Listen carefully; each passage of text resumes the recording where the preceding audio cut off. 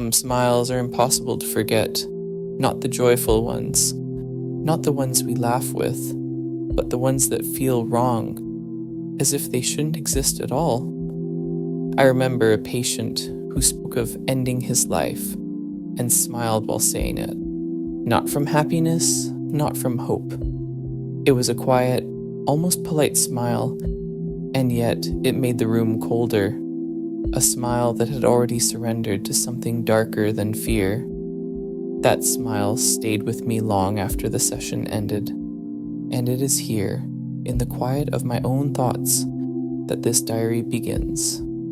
This is not a lecture, not a lesson on psychology, not a story made to shock or impress. This is my diary of a psychologist, a collection of moments, faces, and voices that followed me home, that haunted my nights, that whispered truths no one talks about. If these words touch something in you, if they echo a silence you recognize, then stay with me. Like, share, and subscribe to Sacred Murmur, so these pages of whispers can reach those who need to hear them. Today, we turn the first page. The room was silent, yet it carried a weight heavier than words. I remember the first time he walked in. He seemed ordinary at first glance, as if he could be anyone, walking unnoticed in a crowd, but something about the way he moved, the slight slump of his shoulders, the quiet in his eyes, betrayed the years of battles no one had seen. He spoke softly, carefully. Each word felt measured, almost rehearsed, as though he feared the sound of his own voice might betray too much. "I'm tired," he said, almost casually. "Tired of waking up, tired of pretending, tired of carrying a life that doesn't feel like mine." And then he smiled. Not a smile of relief, not a smile of hope, a smile that seemed misplaced, as if it belonged to someone else entirely. A smile that told me, before he even spoke the words, that he had already given up. He began to unfold his story, a life that, from the outside, looked ordinary. Steady job, routine days, acquaintances who would never guess the storm inside. But inside, he was a battlefield. A man who had loved and lost so deeply that every new connection felt fragile, fleeting, destined to hurt. A man who had failed to forgive himself, who had carried guilt like a shadow that never left. He spoke of nights spent staring at the ceiling, hours slipping by in a quiet haze, wondering if anyone would notice if he simply stopped existing. He told me of the moments when he had smiled at friends, laughed at work, and acted as if life still held meaning, while inside, every piece of him was quietly breaking. It was the paradox that made my chest tighten. He could appear calm, even cheerful, while harboring a darkness so deep it felt like it could swallow the room. And that smile. He smiled when he spoke about death. A calm, almost polite smile, like he had rehearsed it for the world. As if to say, "Don't worry, I'm okay." But the smile was a mask, a signal, a surrender. It was the shadow of peace, not peace itself. It told me that the fight within him had ended before he even spoke the words aloud.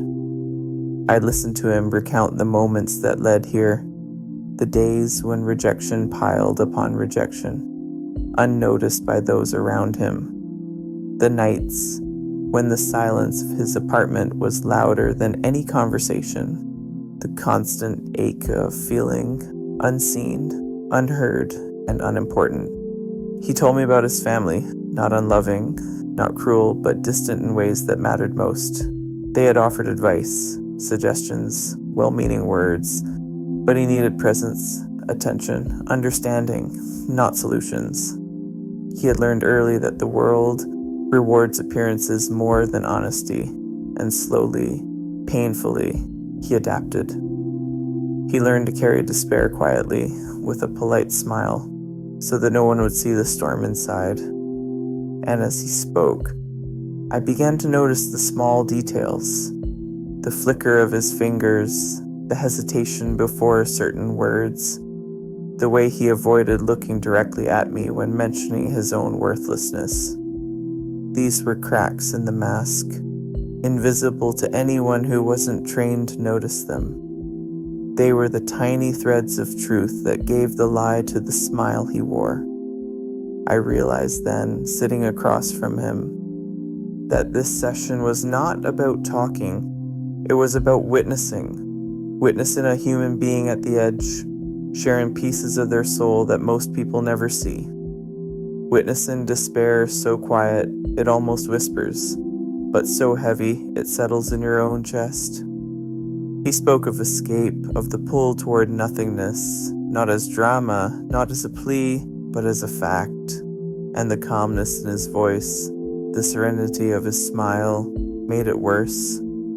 It was a serenity that had been earned through years of internal struggle, a quiet that had nothing to do with safety and everything to do with resignation. And in that quiet, I felt the weight of a truth that is rarely admitted. Not all suffering looks broken. Not all cries for help are loud. Some lives whisper their despair. Some people smile as they carry it. Some decisions are made in silence, before anyone even notices. I left that session carrying a heaviness I couldn't shake. It was not fear. It was recognition.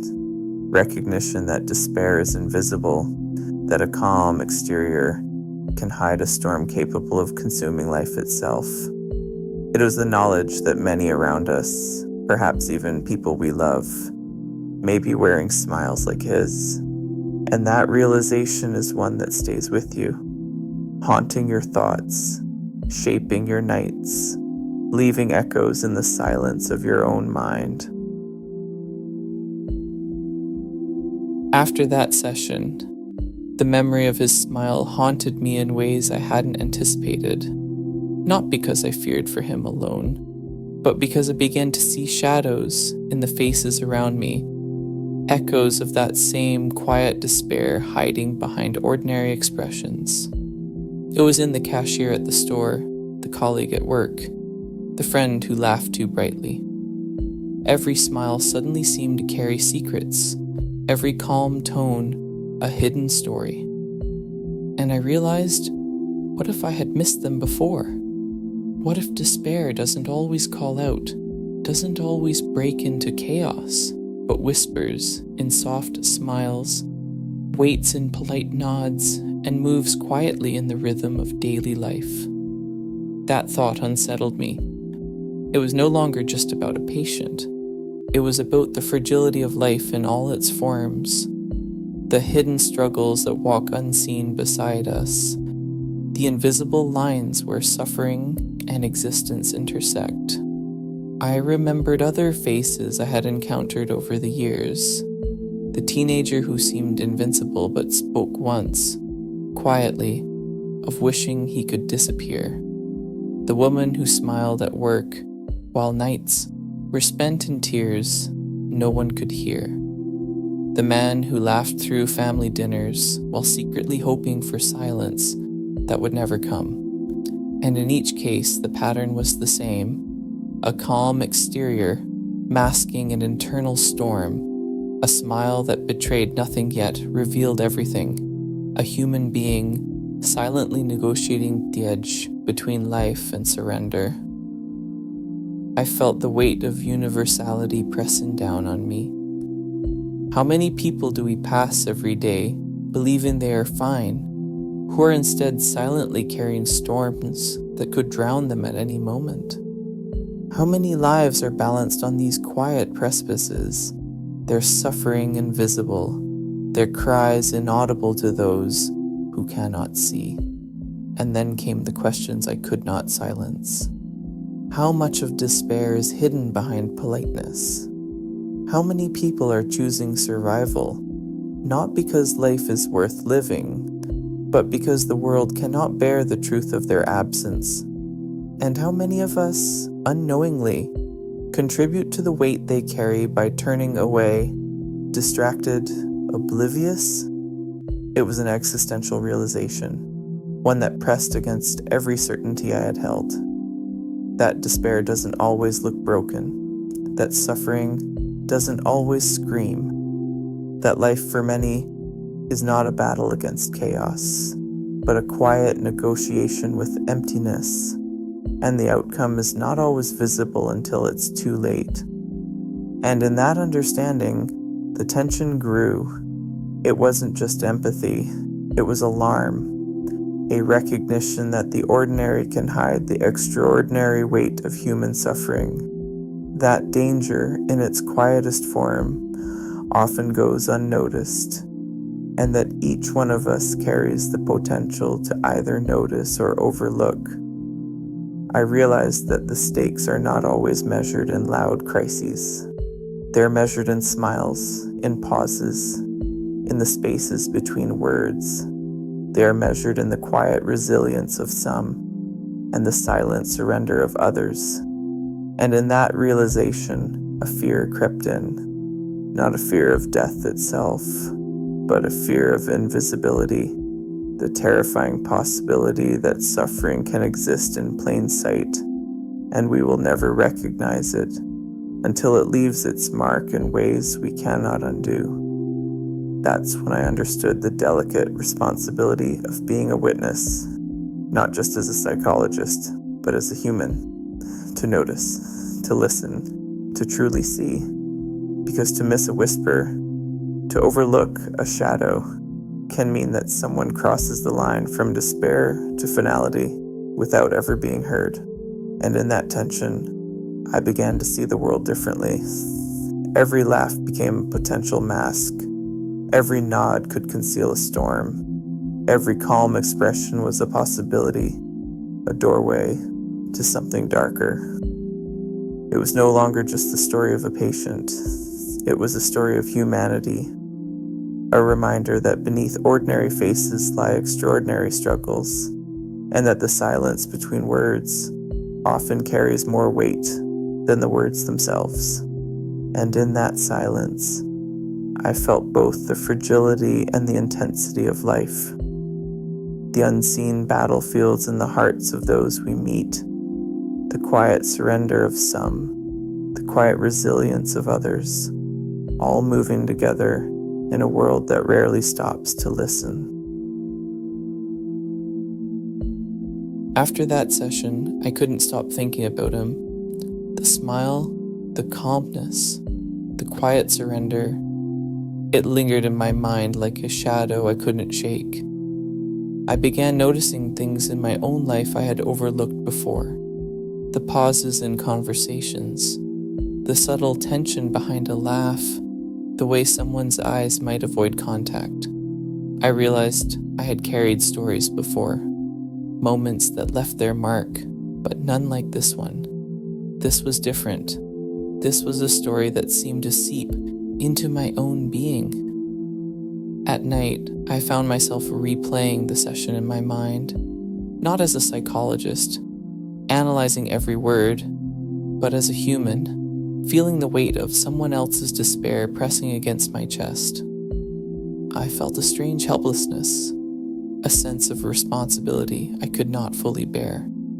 Even though I had listened, even though I had been present, it felt as if I had only touched the surface of his pain. And the thought of that smile, that quiet, polite, unsettling smile, haunted me in ways I hadn't anticipated.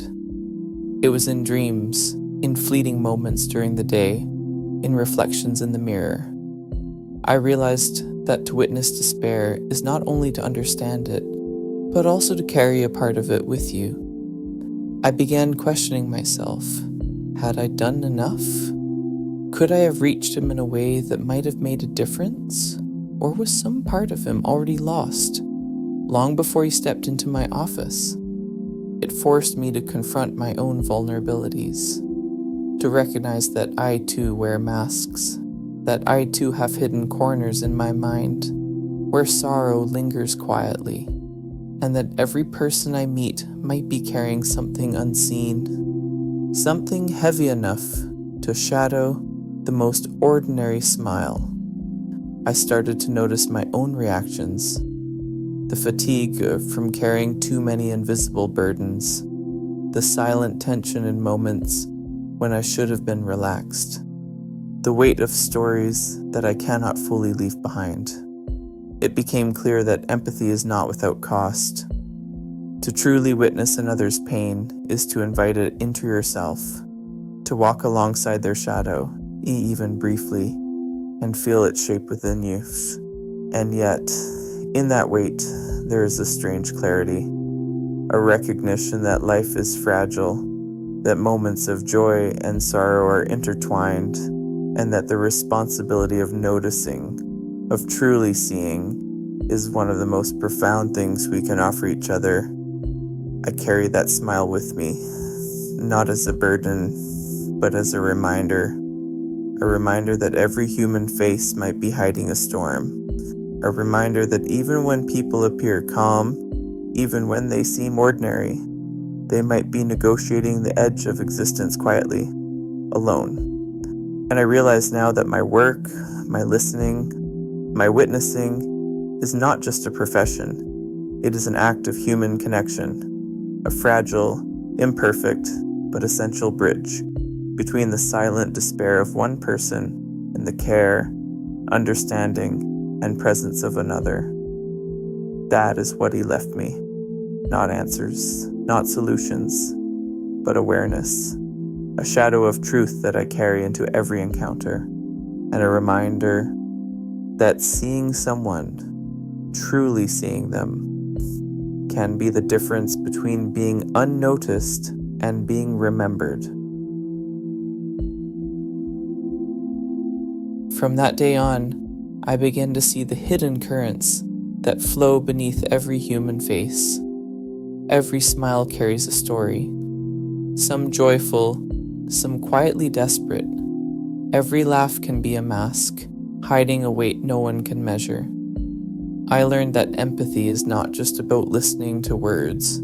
It is about noticing what is unsaid, what is fleeting, what is carried in pauses and gestures. It is about seeing beyond appearances, recognizing the fragility beneath the surface. We all wear masks, in ways big and small.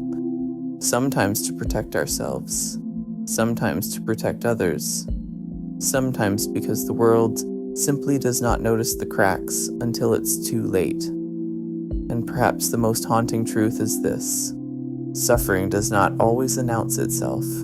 It moves quietly, like water seeping through stone. It can exist in the calmest eyes, the brightest smiles, the most ordinary routines. To witness another's pain is to be reminded of your own. It is to recognize the fragile thread by which every life hangs, and it is to understand that the smallest act of attention, the quietest acknowledgement, can sometimes be enough to remind someone they are not invisible. We are all mirrors to each other, reflecting joy, sorrow, strength, and fragility. When we notice the subtle weight in someone's presence, when we choose to truly see them, we carry a piece of their story, and perhaps we help them carry it too. And so, the diary I keep is not just mine. It is a collection of echoes, shadows, and truths, reminders that life is precious, not just in moments of light, but in moments of quiet despair, in smiles that hide storms, in hearts that endure unseen battles every day. This is the wisdom I carry from that room, from that smile that should not have existed.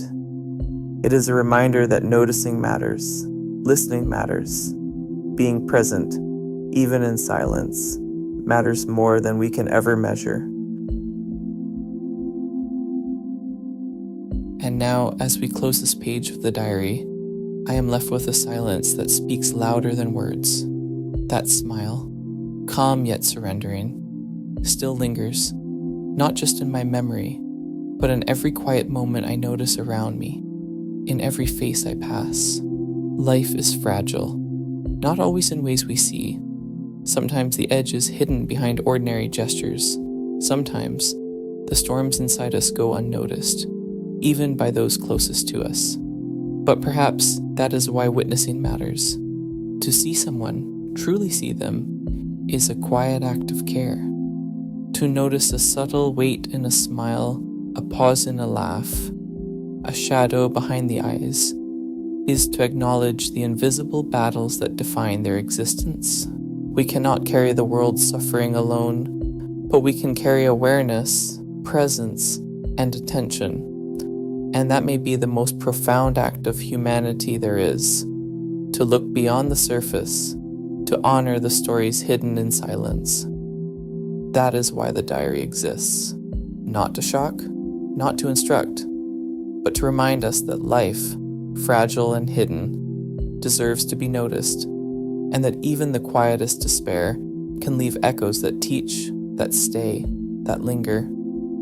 So as you leave this page, carry it with you. Carry the reminder to see, to listen, to notice. Because sometimes the smallest acknowledgement can be enough to keep a life from quietly slipping away. And remember, some smiles are not what they seem. Some stories are only whispered. Some truths are only felt.